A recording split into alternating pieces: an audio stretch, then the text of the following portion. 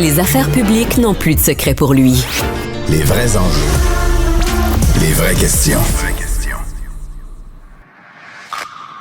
Qu'est-ce qui s'est passé? Moi, je pense que c'est banal parce qu'on a confondu des affaires qui ne devraient être jamais confondues. Surtout, l'idée de se préoccuper de ce qui est fait et bien fait. Stéphane Bureau.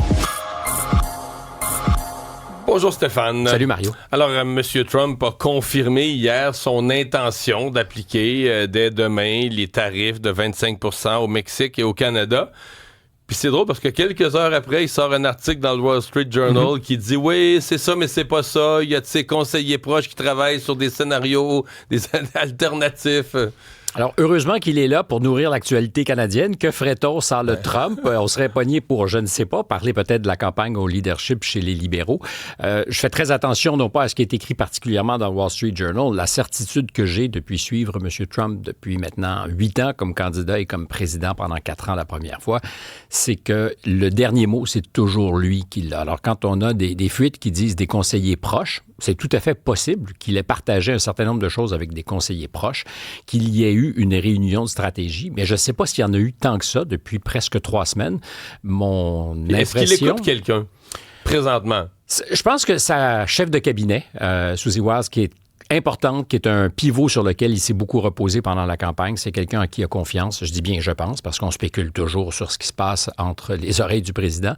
Mais la vérité, c'est qu'il est son dernier ultime conseiller en toutes circonstances et il est une variable même pour ceux qui sont ses conseillers.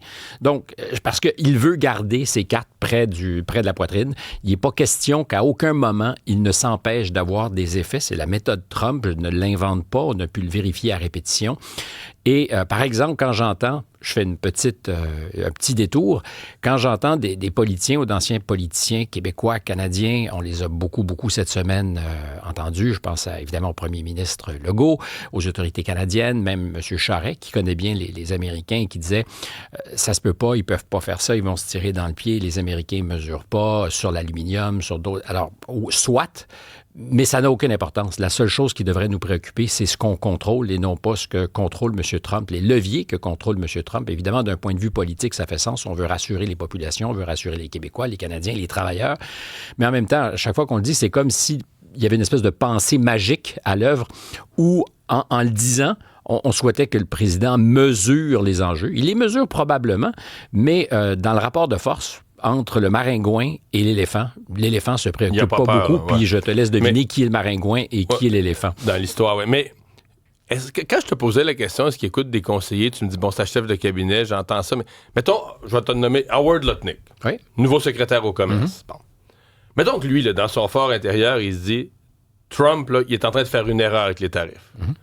Est-ce qu'il oserait l'appeler au téléphone ou se présenter dans son bureau et lui dire, M. Trump, dans l'état d'esprit de début de mandat de Trump, qui se sent tout puissant, puis qui a son agenda, puis qui avance, puis qui fesse dans le tas, est-ce qu'un nouveau nommé, parce que lui, là, c'est un secrétaire, mais je veux dire, il n'y a pas d'expérience, il a été nommé, ça fait quelques jours, est-ce qu'il oserait dire à Trump, « Hey, je pense que t'es dans le champ, man. » En fait, il était devant les sénateurs avant-hier pour il sa vient validation. d'être confirmé, là. Donc, il était là pour faire valoir qu'il serait responsable, capable de relever les défis de la fonction. Puis c'est Trump qui l'a nommé, là. C'est Trump qui l'a choisi. Complètement. Et le seul écart que j'ai entendu à ce jour entre les positions de M. Trump et un de ses futurs ministres, c'est Kash Patel hier, le futur patron du FBI, qui a dit sur la question du 6 janvier des émeutiers ou des otages, des prisonniers politiques, selon les points de vue, je ne pense pas que c'était une bonne idée de gracier, de donner un pardon à ceux parmi ces émeutiers qui se sont directement attaqués à des policiers du Capitole, donc des agents de la paix. Je crois que c'est une erreur, on n'aurait pas dû le faire, un peu comme J.D. Vance l'avait dit en amont. Oui, pour l'idée de gracier une majorité d'entre eux, ceux qui sont rentrés au Congrès, qui n'ont pas saccagé, qui ne se sont pas attaqués aux policiers, et il y en a effectivement qui ont eu des échauffourées. Et ceux-là, Kash Patel dit, il n'y en est pas question. Alors, on verra ce que sont les impacts de cette dissidence. Je ne peux pas imaginer que ça n'a pas été scripté à l'avance parce que ces questions-là allaient être posées à un candidat qui était déjà controversé. Je parle toujours de M. Patel à la direction du FBI. Donc, est-ce que ça a été vetté, pour parler en mauvais français? Est-ce que ça a été validé avec l'équipe des communications et le président à la Maison-Blanche. Mais pour revenir à ta question, je pense que ça n'a aucune importance. On en a un peu parlé lundi matin sur l'affaire de la Colombie, quand le président s'est mis à menacer la Colombie de droits douaniers de 25 et même 50 % s'il n'acceptait pas les immigrants illégaux qui étaient renvoyés par avion vers la Colombie. C'est une espèce de bataille qui a duré quelques heures. Je ne pense pas que le secrétaire d'État a joué un rôle déterminant. Je ne pense pas que ceux qui sont ses conseillers à la sécurité... Steve Miller, sur les questions d'immigration, dont on n'entend pas beaucoup parler, mais qui est dans l'ombre, lui est probablement écouté. Je pense que c'est quelqu'un qui a l'attention du président. Alors, revenons à ce qui nous inquiète ou ce qui nous préoccupe au Canada. Est-ce que M. Lutnick peut dire « Hey, Donald, you're doing a super large mistake here ». Possiblement. Je dis bien, non, c'est possible qu'il y ait ce genre, mais ça ne pèsera pas lourd sur les... Je dis possible. Moi, mon feeling, c'est qu'il n'osera même pas. Il va se dire, tu sais... Mais le problème, c'est qu'on fait ce qu'on fait tous les matins, c'est-à-dire qu'on parle de l'actualité, mais on spécule. Donc, là-dessus, je suis incapable, moi, de dire avec certitude, il y a autour de lui des gens qui sont capables de le regarder dans le blanc des yeux et de lui dire, mon Donald, t'es franchement dans le champ. Ce qui est évident... La liste n'est pas longue. Non, elle ne peut pas être très longue. Il y a probablement dans ses proches familles des gens, non pas qui vont lui dire, mon Donald, tu te trompes, mais qui sont capables de se faire entendre. Sa fille, en particulier, c'était vrai dans le premier mandat. Jared Kushner, sur les enjeux, par exemple, au Proche-Orient. C'est quelqu'un qui a pesé lourd. Aujourd'hui, ils sont à distance. Mais Lutnick avait dit la veille, ça représente pour nous un moyen de se faire entendre sur des enjeux de sécurité. La frontière, quand il parlait des droits... Alors, ça a été souvent souligné. Il y avait donc une piste d'atterrissage pour M. Trump qui pouvait dire, ben oui, effectivement, on a gagné, on l'a emporté. Puis d'ailleurs, il l'a dit à répétition très rapidement après sa conversation avec Mme Sheinbaum du Mexique. Il avait dit, c'est formidable, les Mexicains m'ont assuré qu'ils feraient tout. Et d'ailleurs, il déploie des moyens, renvoie vers le sud du pays des gens qui arrivent près de la frontière, au Mexique. Il y a même une rumeur qu'il pourrait y avoir une escouade conjointe, une espèce de groupe de travail commun, là, sur les États-Unis-Mexique sur la gestion de la frontière. C'est tout à fait possible. Là-dessus, encore une fois, quand ça circule en rumeur, il faut faire gaffe. Mais même chose pour le Canada. On a bougé pendant des années. Ça a préoccupé, par exemple, François Legault. Souvent, avait dit la frontière, c'est un enjeu. Mais avant qu'on bouge, il a fallu qu'il se passe quelque chose à Washington. Est-ce que ça serait suffisant pour que M. Trump se satisfasse de ça? Si ça avait été le cas, il l'aurait déjà dit. Alors, tous les scénarios sont sur la table jusqu'à demain. Là aussi, on en a parlé cette semaine. Ma conviction, et je n'ai pas changé d'opinion, il va y avoir quelque chose il faut demain. qu'il fasse quelque chose, c'est sa crédibilité. Il s'attaque, parce qu'il n'y a pas d'autre mot, à ses deux principaux partenaires économiques. C'est des économies parfaitement intégrées, organiques, que celles du Mexique, des États-Unis et du Canada. S'il devait marcher sur la peinture sans être capable de revendiquer quelque chose, évidemment, c'est la capacité de menacer l'Europe et d'autres partenaires, parce que c'est le début. C'est évident qu'en donnant l'exemple, alors c'est un exemple qui nous fait mal à nous, en donnant l'exemple et en incarnant sa volonté, ben il dit ensuite aux Européens et à d'autres, attention, vous avez vu ce que j'ai fait avec mes amis. Si je l'ai fait à mes voisins, là, watch out. Ouais. Une chose qui s'est passée durant la semaine dont on n'a pas parlé, c'est que la salle de conférence de presse, avec la nouvelle porte-parole, la plus jeune à avoir jamais occupé ce poste, Mme Leavitt, elle a ouvert la porte ou lancé l'idée que ce qu'on appelle des nouveaux médias vont pouvoir... Parce que là, il y a une notion d'accréditation. Il faut être reconnu comme un média, avoir sa carte, son accréditation pour rentrer là. Ça pourrait changer. Non seulement ça pourrait, mais ça a déjà changé.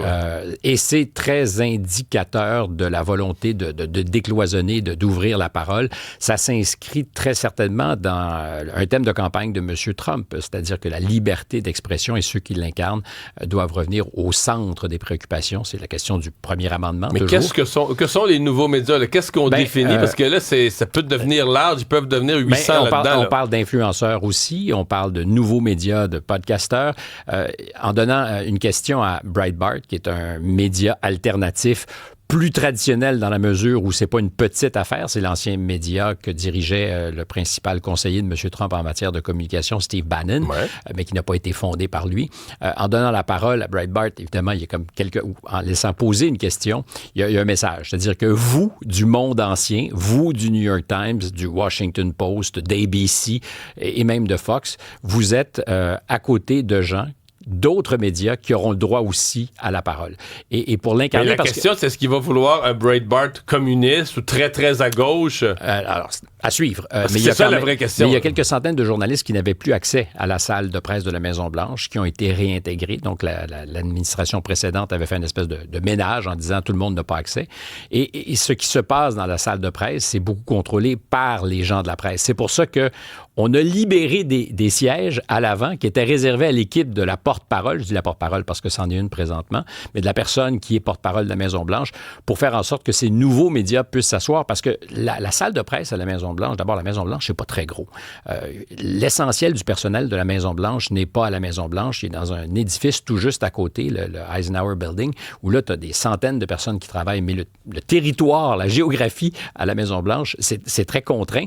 Et la salle de presse, c'est peut-être, je dirais, 3-4 fois notre studio ici. C'est minuscule. Non, c'est pas un amphithéâtre. C'est pas un amphithéâtre. C'est minuscule, c'est archi-pacté. Donc, on a dégagé des sièges à l'avant.